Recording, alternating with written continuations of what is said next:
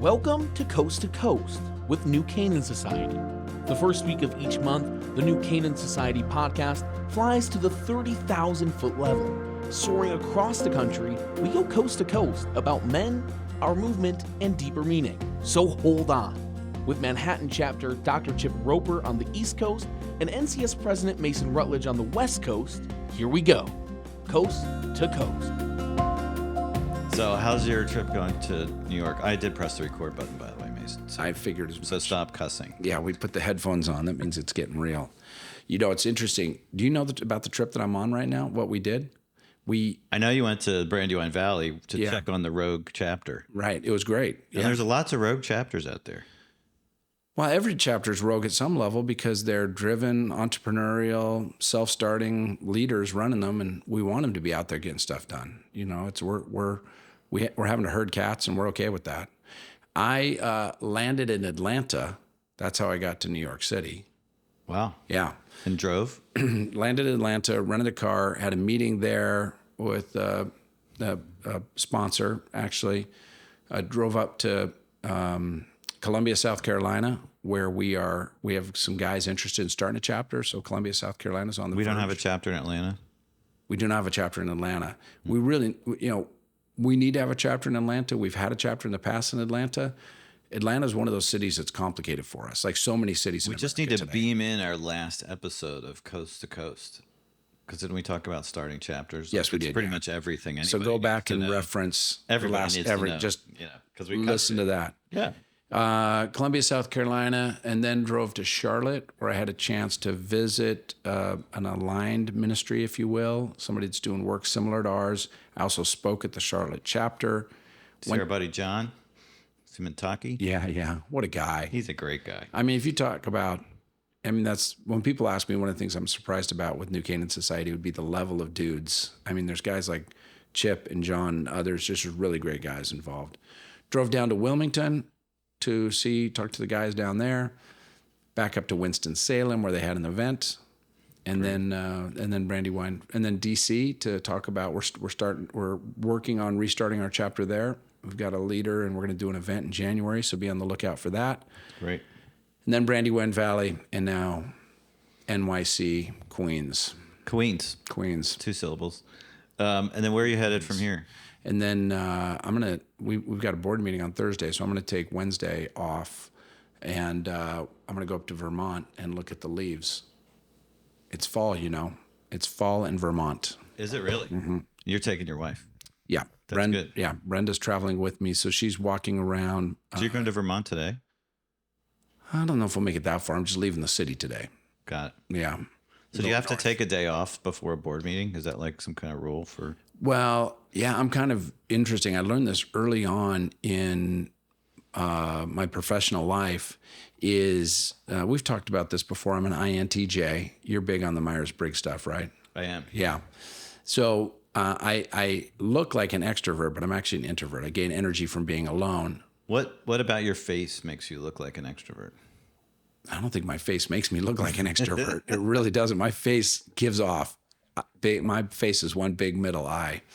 And so I learned early on that before I have a big event, a highly relational event, or an important meeting, it is good for me to kind of empty my relationship tank.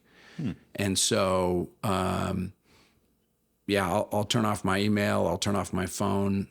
And the other piece about it is, so that's part of it. That's my personal need, just to kind of empty my space, get my head right.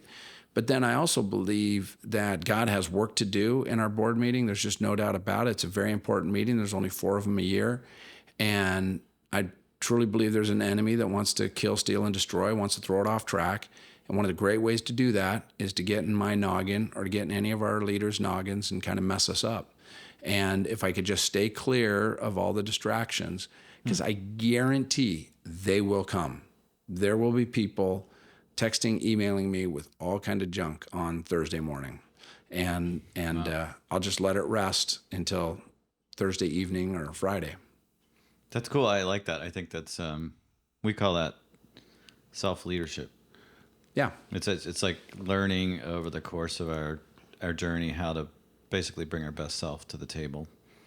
I've been so Part of stewarding yourself, Yeah. all that stuff. Yeah, It's really good. you've been through all the assessments. I mean, I think it's beautiful as a young leader to do the assessments, read them, learn, test.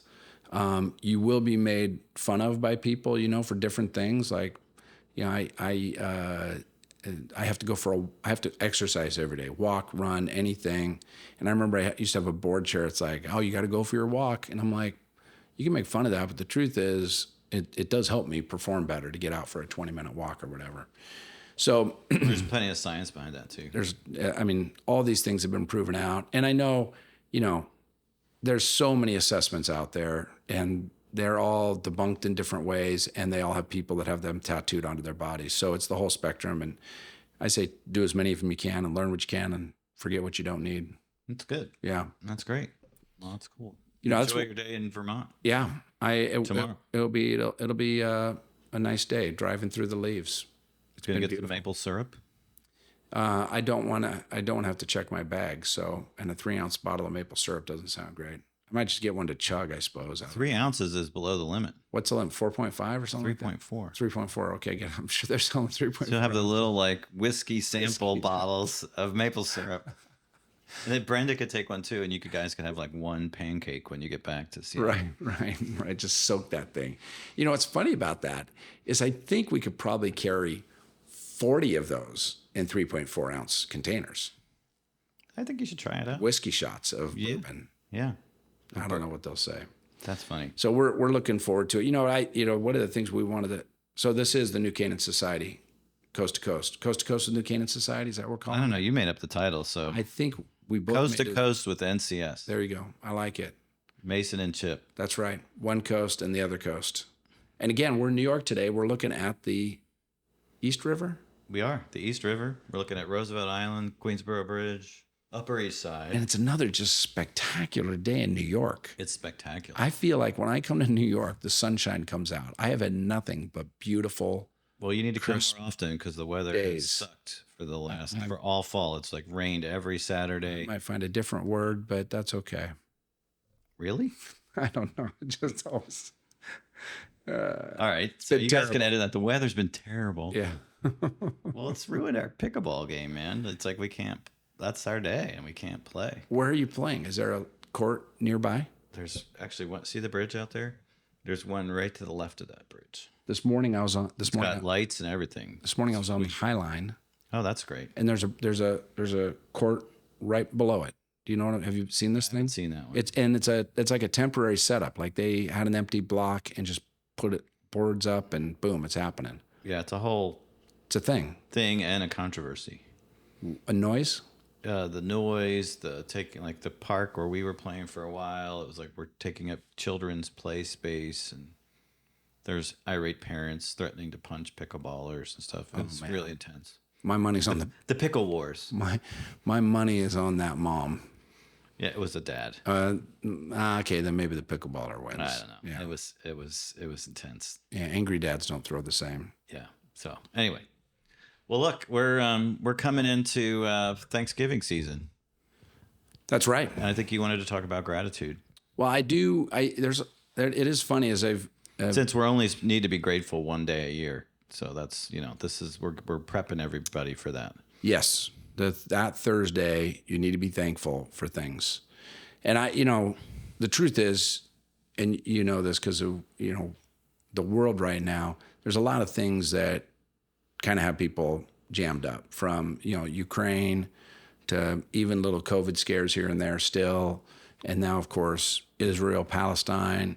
And then this morning, here's the thing. Let me little sidetrack on the gratitude piece, if you will. I'm doing a hand motion. Yeah, the hand motion is going off side track. For those of you who can't see Mason, so all of you. Last night I'm listening to a radio show from Seattle. A buddy of mine does, and and they're talking about the protests in downtown Seattle, the pro-Palestinian protesting, and I don't want to get in. I don't know what all, but they're worried about the people in Palestine, and there's good reason to be, but they're protesting. And it becomes a march out of the park. Well, as soon as it becomes a march in Seattle, it becomes, unfortunately, vandalism, stores getting broken into, cars getting flipped. It Mayhem. become mayhem. And if we went to Seattle today, I'm sure we would see the damage that was caused. And I'll probably, when I'm back next week, I'll see the damage that was caused. Painting, broken windows, boards and windows, store owners having to worry about, do they continue on? And I don't, and then I'm in New York City. And I'm on the High Line This is where we are in New York City. New York City. And I'm on the High Line, and I'm walking. And last night, Brenda and I went. People may not know what the High Line is. Oh, the High Line is a it's a trail, but it's on a raised railway. That's right. And it's a retired rail line that was raised above the streets. And it's about 2 miles long, probably. Yeah. And it's very cool. It's very cool. It's a park, and they put bushes around. And here's the deal, friends, for those of you that are around the country haven't been on it. There's no spray paint.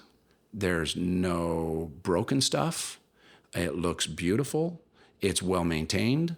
And I'm looking at it going, and I know it's locked at night and da-da-da. But even my walk, which was about 1.5 miles, I was running, a little bit of a soft flex from the hotel. Soft flex again. What's that a euphemism for? It's a little bit of a brag. It's a little, it's like, I'm gonna run, no biggie. Just a little soft flex, just that kind of thing. Okay. Yeah. All right. So I'm on the run from the hotel to the High Line. It's about 1.5 miles.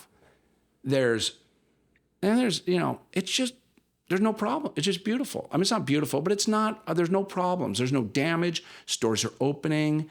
Nothing's been graffitied. And I look at this city and I go, how is New York, and this is what I'm kind of praying. I go, how is New York able to do it? And yet my own city and probably a couple other cities I've been to on this trip this week are struggling with that. I mean, New York has a lot to be grateful for. I know it's a hard city, and I'm sure there's a lot of problems, and there's even controversy I know about how you manage your homeless. But this city has a lot to be grateful for, in that it runs well. You might get the finger, you might get sworn at. I think even maybe a man might have prophesied over me as I was running down the road. It wasn't a welcome one. But I think that's called a curse. I think it might have been a curse. Negative prophecy is not a prophecy. Well, again, we lead with vulnerability, New Canan Society. Yeah, that's right. So. This guy said something over me. I felt it. And I literally, as I was running, I said, Lord Jesus, I reject that in your name. I mean, I did feel like I got a little, I'm a Lutheran kid, so I'm not getting all heebie-jeebie here. I'm just saying, Lord Jesus, reject that. And, but there's a lot to be thankful for. In a big city like this, it's working. And I pray, I just want every city in America to work. We've changed the way we work, which probably has implications for us at NCS, because it's like, how do we find guys? 100%.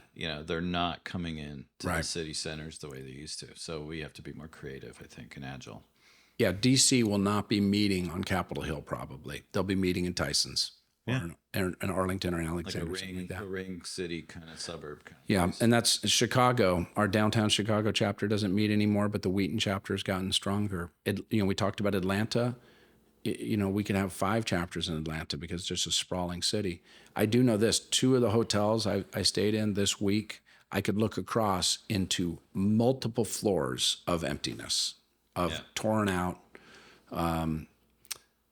There's a lot there. And again, we're going to be talking about gratitude, so I want to turn. Let's flip that. That's enough of the negative. The urban diagnostic, right? Stuff. Because we're always, no matter what's going on, like no matter what day it is or what year it is, there's always going to be tragedy and loss and challenges. Personally, this is what we do at NCS. I mean, we kind of collect sad tales. That's the guys that are typically coming in the door. They've got something going on, and then the world's crazy, and been through a lot of. It's in our lifetimes. I think the last 3 or 4 years have been some of the most intense that we really remember as adults. For sure. So, how do we cultivate gratitude in a world like that? That's a great question. How do you? I am not the glass half full guy. I mean, this is This Your is glass is half empty? my glass is half empty most of the time. Yeah. Really? Or maybe my glass is just bigger. So So that means it's quarter full? What are you saying? the That sounded like a non-humble brag. Yeah, that My one, glass yeah. is bigger than your glass. Which means it's only an eighth full. nobody's That's really empty. nobody's going to say that Mason is the last rose of the summer. That's not my. I'm always analyzing, always critical, always looking, and I feel like that's a place God's working in my life. So, if somebody's going to do a seminar on how to be grateful, I would only be able to do it from a place of brokenness to say, I'm not. This is not my natural gifting. I'm only able to do it by being dedicated and disciplined to get it done. That's the only way, and the Lord's power and ability to do it. So let's slow down. Why do you want to be grateful? Well, Before we get into like the discipline and all this other stuff, like why is it something you aspire to? do you since we're in New York, do you remember? I think it's The Big Short, and Steve Carell is playing a trader on Wall Street. And am I right? Is that the right movie? Yes. Yes. Yeah. Yep. He's an investor. He's not a trader. He's a. Anyway. Yeah, we'll get lots of email from our finance. Yeah, brothers that correcting tells me on his what he- his job. Yeah, his asset class yeah, and everything. yeah. So that's fine. Send him away, boys. He's like, he's in a conversation with his wife, and she goes, Mark, I think his name is Mark Baum. Mark, you hate your job. And he's like, I love my job. Mark, you hate your job. I love my job. I hate my job. I love my job. And it's like, it's clear he hates his job. He even talks about it. Just everything about it. I could be that guy if I don't soften my heart, where I'm like, I love the angst. I love the push. I love the cut. The drama.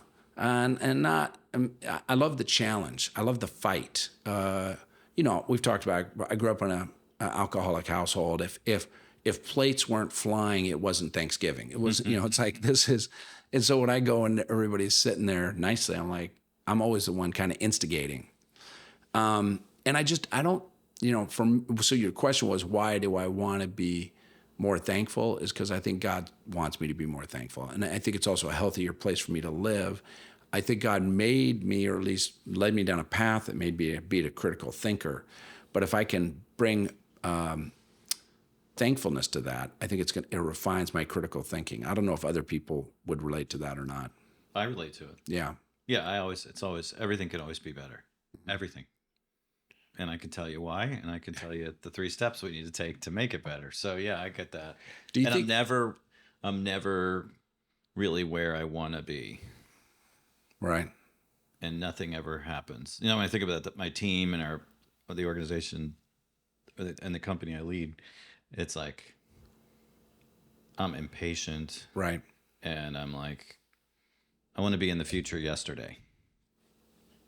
So do you think that's a sin common to man? Well, I'm not even prepared to say it's a sin. I guess it could be. There's things about it, like there's plenty of figures in the scripture that had ambition, holy ambition. So I think there's not, it's just, if it's not, this is the way I would say it for me, if it's not tempered with gratitude and contentment's connected to that, some contentment, I think it becomes obsessive, and then you become miserable. I become miserable and anxious, and even harder to live with. So, do we know guys in NCS, in New Canan Society, that we would describe as grateful dudes? I mean, that kind of lead. We don't need names, but just I'm thinking of there are some guys I know that have been through really, really hard times, and they just seem so full of gratefulness. Well, it's one of the beauties of our culture, which is that we lead with vulnerability. So we're creating space where people can tell their real stories. In NCS. Yeah. And then when they do, they tell these stories of basically going to the brink or even past the brink.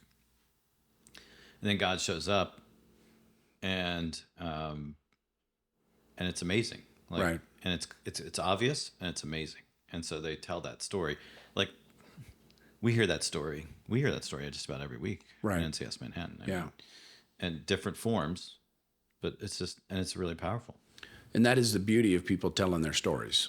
Yeah. It's getting real. And the people that I think of that are most that way are some of the folks that we've known that have been to jail, that have been in prison, and they're out. They have a new life, and the work they're doing and the life they're living is just one of gratefulness and open-handedness. And I aspire to, your original question, I aspire to those things. I'm not sure why. I think my wife is a very grateful, content person. So I want to, so for me to be critical is not helpful for her. It's not helpful for our marriage oftentimes.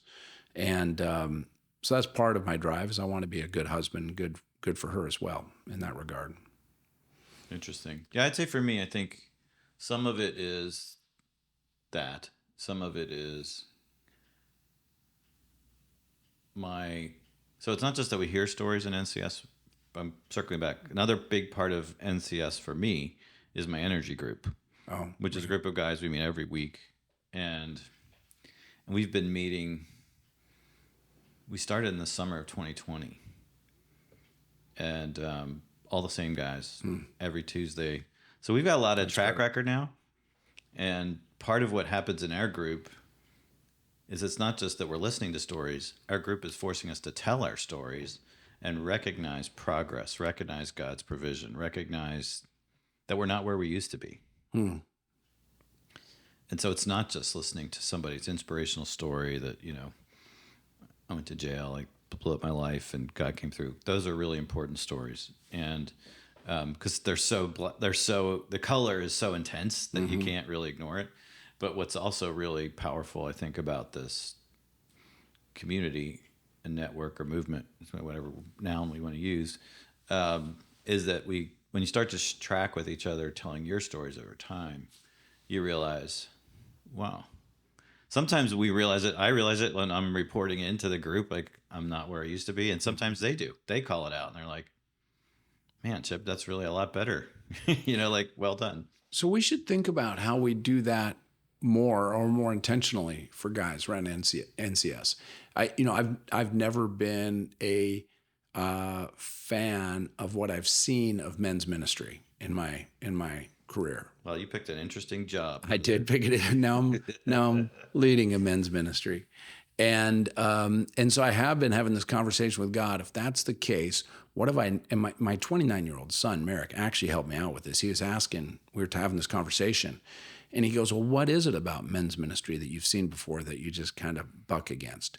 And I've been thinking about that and then wondering, okay, God, if I'm in this spot at this time, what do I need to do to help create a men's ministry that I feel like that you're calling us to in this day and age? And what you just touched on is we need to see men living more and more into who God created them to be, whatever that is. And how do you do that? And I think our stories, our energy groups, and even chapters are a good place. Just this week, I was with a guy at a New Canan Society chapter, and he was talking to me following a chapter meeting. This is the other beautiful thing about New Canan Society is there is work done in the chapter meeting, but a lot of work is done. Side conversations, coffee afterwards, energy groups. The parking lot. It's where all the real conversations happen. So I'm having a conversation with a guy, and he's in a hard place of life. I really felt for him in just not knowing what God's calling him to. What should he be doing to fill out his calling? And again, a reason for me to be thankful because I don't have that question in my life right now. I've been in that spot before, and I don't know him. Different city, just met him. But I had to be pretty direct and say, you really need a coach. You need to hire somebody who's going to be maybe a little mean to you and direct, and it's not going to be nice.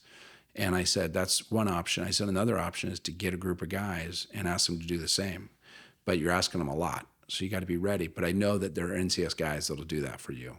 And I think that's one of the beauties of what we can provide, so that we need to, my hope is that we create a generation of men that are always striving to be better, that they're always growing, that they aren't giving up or dropping out.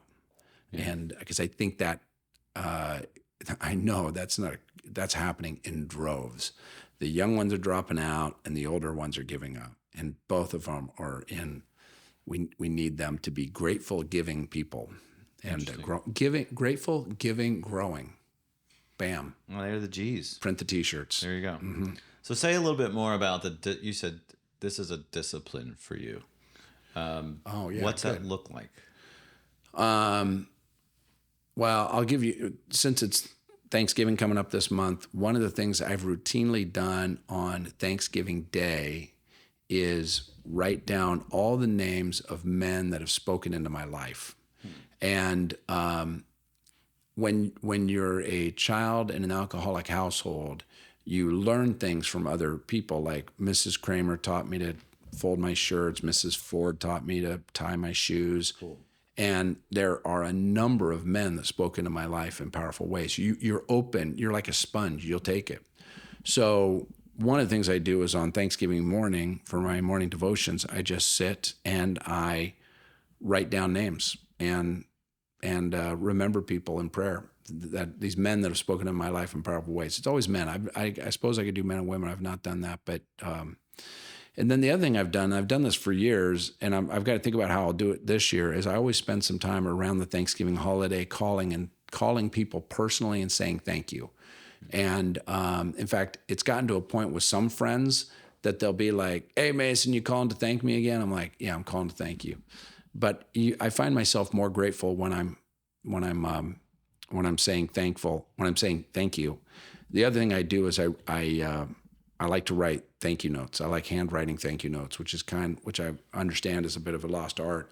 But again, it makes me get into a position. If I do some of these things that aren't natural to me, but get me into a place of saying thank you, it makes me more grateful.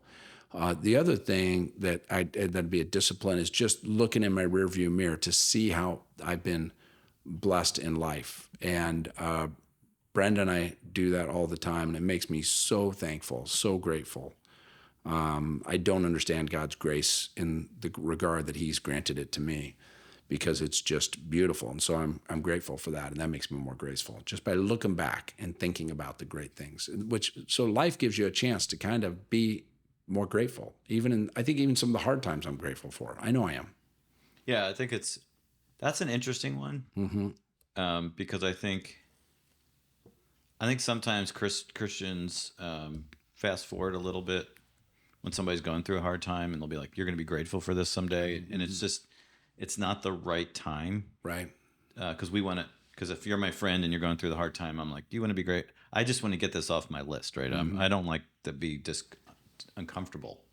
But I think in the rearview mirror, we can be thankful for hard things, because then we can see how God was there and how He shaped our character through it and that kind of thing. I think sometimes it's hard to be thankful in the moment. And that's okay. Yeah. When my dad was dying, I got to be there at the end, and it was beautiful and wonderful. When my mom was dying, there were some points in that process where it's like, it wasn't beautiful, it wasn't great. I don't want to remember it, don't want to call it up. But there was points that were also beautiful, and I'm grateful. So I think those are some of my hardest points, obviously, and I can look at them with gratefulness, and that's that's part of the joy of the challenge, I guess, is the retrospect to go. There is beauty in these hard times. That's really good. Because like you, I think for me, it's as much a discipline. It has to be a discipline. I'm task oriented too, so it's like I just have to make it a task. You said task oriented too, like I'm task oriented. You're task oriented. I'm just a relational dude. I'm just hanging out, doing whatever, see what happens. You're task oriented. I am task oriented. If you're analyzing, then you're thinking about, well, this is what we got to do, and then you want to get it done. Like that's a pretty. Chip, I do something and then I make a box and write it what I just did and check the box. Yeah, so you're task oriented. Yeah. Just embrace it. I'm embracing it. We're thankful for who you are. I'm thankful. We're grateful. I'm so grateful. Just relax. So just a couple of things that I've found helpful to me. Yeah. Every day, like there's a thing like write down 3 things you're grateful for. So I started doing that. And then I remembered that the ancient Christians did a prayer of examen. Have we talked about that? No. I don't remember. So at the end of each day, they call it the prayer of examen or examination. And they would reflect on moments during the day when they actually felt disconnected from God or others, the things that they were sad about or grieving. And they would write down things that they were grateful for. We did talk about this. Yeah, that's good. And then, so I write that down every day. Where do you write this at? I have just a little journal. Is it just for that? Just pretty much. Grateful. Yeah. Okay. And then I also write down 3 things I'm looking forward to each day. And it's easy to come up with. At first I'm like, no, it's easy. It's easy to come up with 3 of the grateful, 3 of what I'm looking forward to. And I think for me, like I've realized that this has really checked that glass half empty part of me, because I don't. Like, I aspire to be grateful because I should be, because God's been faithful to me, but also because I feel like I'm going to be a better leader and influencer if I'm positive, generally positive. And I don't think I think the world is a broken and sad and dangerous place, actually. And it's a beautiful place and an amazing place, and like it's a both and, right. And I want to lean into that. So that's been a really helpful thing. Another thing that we do with our team in my organization is when we do our monthly meeting, we talk about share your highs and lows. Yeah. We don't use the word thanks or gratitude, but really when people start to share what their highs are, that's something they're grateful for. That's something that's positive. And I do that. We do that with our kids too. We used to do that the dinner table with our kids. Yeah. And sometimes they've had a little attitude, and we'd say, you don't have to say a low, but you have to have a high. Every day you have a high. Yeah, I think it's just, there's always something. There's always something good. Even in the midst of craziness and loss. Thanksgiving, it's always sort of we never know where we're going to be for Thanksgiving, or who we're going to be with. We've had, this place has been filled with students sometimes, or with our kids sometimes. But we always make them say something they're thankful for. So that's you just kind of can bake some of this stuff in, even to your work, even to the context where you're leading, I think. And it starts to pull that out of people. We should really encourage guys this year at Thanksgiving to take some time to be thankful. We all have stuff to be thankful for. And my Thanksgiving will probably be spent with Brenda's family, which is this giant family. It will be paper plates. It'll be sitting on couches. It's a Thanksgiving that I don't prefer. Is there plastic on the couches? Maybe. Okay. Depending on where we're at. I wish there was some of these couches. Bring my own plastic, these people. And we're not taking the time to be thankful. We're blowing through, and we're hoping the prime rib got cooked enough and on time, and we're eating the turkey. And we need to, and I don't know, and I need to lead this in my own, in this group of 40 people or whatever it is, to kind of go, okay, how can we be thankful? What do you think if we said, here's the Thanksgiving challenge, how many things should somebody be able to come up with that they're thankful for? Like, what's a number, a stretch goal? Not that we're task or quantitative. For an NCS guy or for some just civilian? No, for an NCS guy. How many? Well, like 5 things you're thankful for? Easy. I think a dozen. Just a dozen? You probably write a dozen things. I think it's just a matter of time. Like if you sat down for an hour on Thanksgiving morning after the Macy's Thanksgiving Day Parade, had a latte. You could be thankful already that it's over. So that's number. You already got 1. I think 12 is too easy. Yeah, I don't, and just start jotting. 50. Yeah, probably. The 50 challenge. Yeah, come up with 50 things you're 50 things you're thankful for. Okay. What do you think of that? I think that's a great idea. And you know what they could do is when they subscribe or like our podcast on whatever channel they're listening, they could put something right in the notes. They could put 50 things in the not 50. I'd put 2 or 3 highlights. You wouldn't be thankful. Or maybe they just put I did my 50. Just tell us. That'd be good. That's good. 50 challenge. So I have a personal question for you. As you think about this is a new job, right? It was last year at this time, was it even a conversation? It was on again, off again. All right. Yeah. So it was definitely got hot and heavy after the change of the year. Correct. And you've been through this transition of out of your role with C3 leaders and into this role in May, and really started doing stuff in March. Right. What are you most thankful for? Oh man. 50. I want 50. No, 50. Well, that's just the number one thing would be relationships. Guys like you, Hal Rosser, Tom Cole. I could go on and on of guys. Even Ryan yesterday that I met in Brandy Wine, and in Chadsford, Pennsylvania. Chadsford. You said it almost correctly. Okay, thank you. It would be where I'm from, folks. That's what I know. It would be number one would be the relationships. In fact, it's. I want to double click on that. Yeah. What do you? I mean, you've been on all kinds of relational roles. Yeah. So what's unique about the relationships in NCI? Level of thought and engagement. It's a new level of.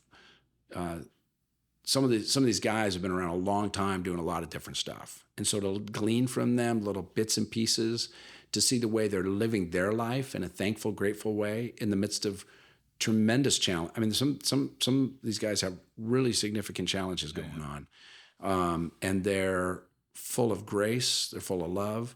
And it is funny, Chip. I don't know what God's doing in my life in this regard. I thought about this morning as I'm walking through Manhattan to catch the 7 near Bryant Park there. Mm-hmm. And do you call it the 7? Is that sounding pretty good? The 7 train. 7 train.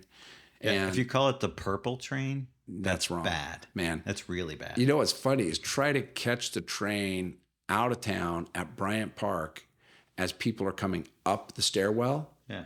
Oh, wow. I was swimming upstream. I literally thought I might be an idiot. All these people might think I'm an idiot. Like I'm going the wrong direction. Yeah. New York City is a constant game of chicken. It is a constant game of chicken. I like that. I mean, there's no in and out turnstile. It's the same. The same. Whoever yeah. gets there right, first gets it. Going. Anyway. So I'm crossing the road, and God just brought to my mind how thankful I was for some of these guys I've met and got to spend time with. So that would be that's a number one thing I'm thankful for. Easy. It's also kind of a soft Christian-y answer, I suppose, and maybe the second soft Christian-y answer that would be right up close second place would just be the opportunity to make an impact on our country. Like I'm thankful to be able to push something across the nation that can make a significant dent. National. Yeah. And I really do think we can. I think that can happen, and I think we're uniquely positioned. I think we're running under the radar. People don't know we're out there, and it's like that's just fine. Just keep doing what we're doing, and we're also not trying to showboat it. We're just telling our stories. In fact, most of the stuff we talk about, we can't share. It's like it's too deep. It's too transparent, but it is transformational. So I really love that, and I love it whenever somebody goes, "I'm not even sure what New Canan Society is about." I'm like, well. You have to go because you're not going to know if you don't go.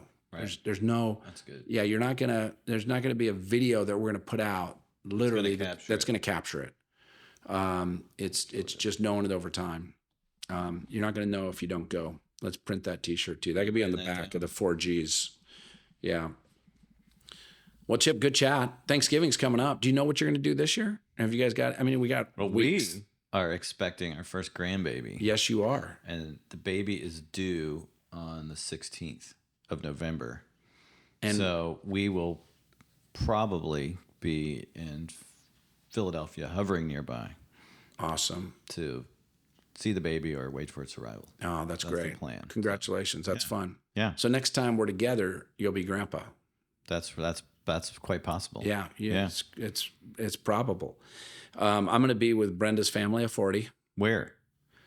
We'll probably be at her sister's house. Where? And on Thanksgiving Day. Like what city? Seattle. Yeah, she's in Seattle. Seattle? Seattle, Northgate. Northgate area, Seattle. And it will be the same as it's been. I'm guessing that's the case. I don't know that for sure. But the fun thing is, talk about family stuff. Next time we're together, my kids will be living in the same, two of my kids that are my daughter and son-in-law and our 2 grandkids will be living in the same city as us. They're moving. Nice. So we got a lot of family changes between us. It's fun stuff. It is fun. Yeah. It is really good. Well, good to be together again. All right. Thanks. Coast to Coast with NCS. Subscribe, like share, etc. Comment. Your positive comments. Be thankful for this podcast. Be thankful for it. That's right. We should be. That's a 5 rating. We should be one of the 5. We should be one of the 50 for sure. Yeah. No complaints. Right. Thanks, Chip. Thanks, Mason. Thank you for listening to the New Canan Society podcast. Remember to subscribe and comment. For more about NCS, go to newcanansociety.org. God bless.